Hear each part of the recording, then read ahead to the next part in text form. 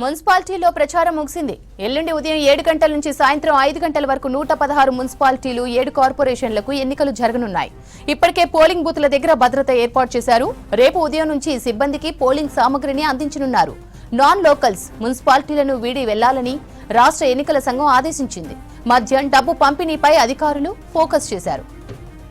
రాష్ట్ర వ్యాప్తంగా 2996 మున్సిపల్ వార్డులకు ఎన్నికలు జరగనున్నాయి. మొత్తం 52.43 లక్షల మంది ఓటు హక్కు వినియోగించుకోనున్నారు. 90,000 మంది సిబ్బంది పోలింగ్ విధుల్లో పాల్గొననున్నారు. ఉదయం నుంచి రేపు సాయంత్రం వరకు వైన్ షాపులు క్లోజ్ చేయనున్నారు. స్థానికేతరులు మున్సిపాలిటీలను వీడాలని రాష్ట్ర ఎన్నికల సంఘం ఆదేశించింది. మున్సిపల్ ఎన్నికలపై మరింత సమాచారం సత్యం అందిస్తారు. సత్యం, మున్సిపాలిటీలు కార్పొరేషన్లలో ప్రచారం ముగిసింది కదా, అప్డేట్స్ ఏంటి? ఎన్నికల ప్రచారం ముగిసింది. ఇక అన్ని రాజకీయ పార్టీలు ఓటు మేనేజ్మెంట్పై దృష్టి పెట్టారని చెప్పచ్చు. ఇక ఇప్పటి వరకు 3 ప్రధాన పార్టీలు ఎన్నికల ప్రచారాన్ని భారీగా నిర్వహించాయి. అసెంబ్లీ ఎన్నికల స్థాయిలో ఈసారి మున్సిపల్ ఎన్నికల ప్రచారాన్ని అన్ని 2 జాతీయ పార్టీలు అదేవిధంగా బీఆర్ఎస్ పార్టీ 3 పార్టీలు ఎన్నికల ప్రచారం నిర్వహించాయి. గతంలో ఎన్నడూ లేని విధంగా ఈసారి బీజేపీ జాతీయ అధ్యక్షుడు ఇప్పటివరకు నితిన్ నబీబ్తో పాటు మిగతా మహారాష్ట్ర ముఖ్యమంత్రి ఫడ్నవీస్తో పాటు ఇతర కేంద్ర మంత్రులతో బీజేపీ ఈసారి మున్సిపల్ ఎన్నికల ప్రచారం నిర్వహించింది.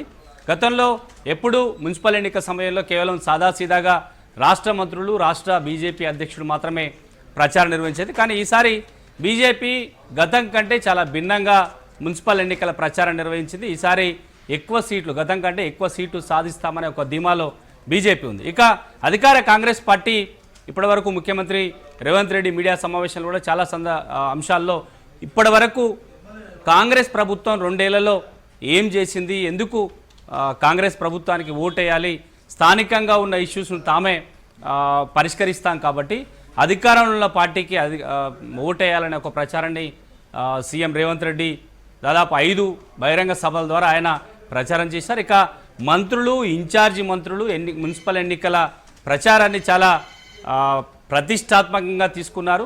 ఈసారి అధికారంలోకి వచ్చిన తర్వాత ఏ ఎన్నికనైనా మేము ప్రతిష్టాత్మకంగా తీసుకుంటాం, అధికారంలో ఉన్నావు కాబట్టి ప్రజా సమస్యలు పరిష్కరించడం తమ వల్లే సాధ్యమవుతుందనే అంశాన్ని కూడా చాలా స్పష్టంగా ప్రచారం చేశారు. ఇక ఇన్ఛార్జి మంత్రులు, జిల్లా మంత్రులంతా కూడా ఎన్నికల బాధ్యతను తీసుకున్నారు.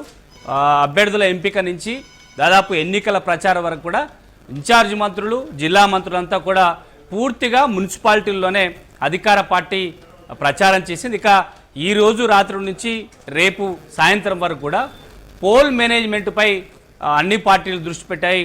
ఇక ప్రతి ఓటర్ను కలిసే ప్రయత్నం చేశారు ఇప్పటి వరకు. కానీ పోల్ మేనేజ్మెంట్ చాలా అత్యంత కీలకంగా వివరించబోతుంది కాబట్టి ఇటు అన్ని రాజకీయ పార్టీలు బూత్ స్థాయిలో పార్టీ నేతలను సమాయత్తం చేశారు. వారిని నేరుగా పోలింగ్ బూత్కు తీసుకొచ్చే ఒక ప్రయత్నం చేశారు. వారిని అనేక అంశాలను ప్రభావం చేసే ఒక ప్రయత్నం అన్ని పార్టీలు చేస్తాయి. ఇటు కాంగ్రెస్ అయినా లేదా బీఆర్ఎస్ పార్టీ అయినా లేదంటే బీజేపీ అయినా ఏ స్థాయిలో ఓటర్తో ఒప్పించి ఓటేయించుకోవడానికి చాలా కీలకం కాబోతుంది. ఇక బీఆర్ఎస్ కూడా అదే స్థాయిలో ప్రచారం చేసింది. ఆ పార్టీ అధినేత కేసీఆర్ ఎన్నికల ప్రచారానికి దూరంగా ఉన్న ఆ పార్టీలో కీలక నేతలుగా ఉన్న హరీష్ రావు అదేవిధంగా కేటీఆర్ ఇద్దరు ఎన్నికల ప్రచారాన్ని నిర్వహించారు.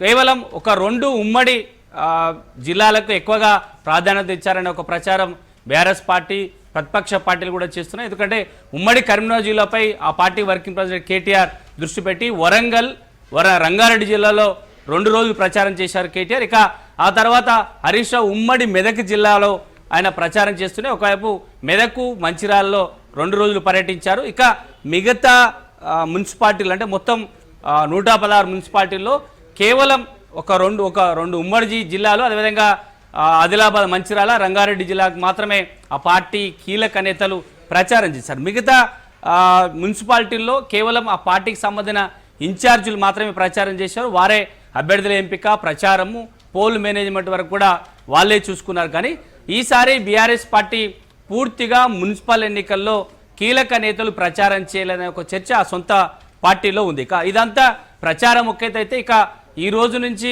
రేపు సాయంత్రం జరిగేది పోల్ మేనేజ్మెంట్ ఏ విధంగా చేస్తారు, ఎవరు ఓటర్ను మెప్పించగలుగుతారని చాలా అత్యంత కీలకం. మరో 24 గంటలు ఉంది కాబట్టి పోటీ చేస్తున్న అభ్యర్థితో పాటు పార్టీ వారికి ఏ విధంగా సహకరిస్తుంది, గతంలో చేసిన పనులను చెప్పడానికి బీఆర్ఎస్ పార్టీ చెప్తూ వస్తుంది. కానీ ఆ కేంద్రంలో అధికారం ఉన్న బీజేపీ ప్రధానమంత్రి లేదంటే నేరుగా స్థానిక సంస్థలకు కేంద్రమే నిధులు ఇస్తుంది కాబట్టి ఆ నిధులు మేమే ఇస్తున్నాం, అభివృద్ధి మేమే చేస్తున్న అంశాన్ని బీజేపీ చెబుతుంది. అదే అంశాన్ని చెబుతూ ఓటు అడుగుతుంది. ఇక కాంగ్రెస్ పార్టీ విషయానికి వస్తే కాంగ్రెస్ చాలా క్లియర్గా తాము అధికారంలో ఉన్నాం, గతంలో బీఆర్ఎస్ పార్టీ ఓటు అడిగే హక్కు ఉంది, కానీ ఇప్పుడు బీఆర్ఎస్ పార్టీకి ఓటు అడిగే హక్కు లేదు. తామే అధికారం ప్రజా సమస్యలు పరిష్కరిస్తాం కాబట్టి తమకే ఓటేయాలని కాంగ్రెస్ పార్టీ చెప్తూ వస్తుంది. ఇక మరో 24 గంటలు ఏం చేయబోతారో, 3 పార్టీలు ఎలా పోల్ మేనేజ్మెంట్ చేస్తారు, ఓటర్ని తమ వైపు ఏ విధంగా తిప్పుకోవడం చాలా అత్యంత కీలకం కాబోతుంది.